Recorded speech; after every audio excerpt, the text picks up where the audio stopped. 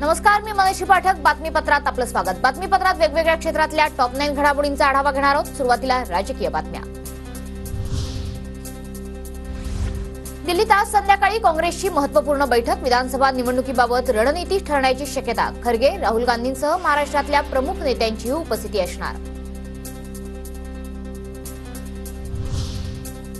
भाजपला सोडचिठ्ठी दिल्यानंतर सूर्यकांता पाटील शरद पवार गटात प्रवेश करणार. आज शरद पवारांच्या उपस्थितीत पक्षप्रवेश होणार. हद्दवाढ कृती समितीच्या वतीनं आज कोल्हापूर बंदची हाक. मुख्यमंत्री आज कोल्हापूर दौऱ्यावर, मात्र शहर बंद. शहर हद्दवाढीच्या मागणीसाठी समिती आक्रमक.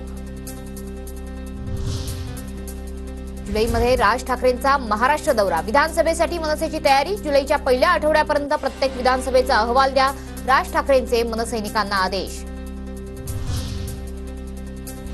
विधानसभा निवडणुकीत पवार गट नव्या चेहऱ्यांना संधी देणार. अनेक जण उमेदवारीसाठी इच्छुक असल्याची माहिती. तर अजित पवार गटातील आमदार पवारांच्या संपर्कात असल्याच्या चर्चा. खासदारकीची शपथ घेतल्यानंतर कंगना राणावत महाराष्ट्र सदनात. शासकीय निवासस्थान मिळेपर्यंत कंगना राणावत महाराष्ट्र सदनात राहणार असल्याची सूत्रांची माहिती.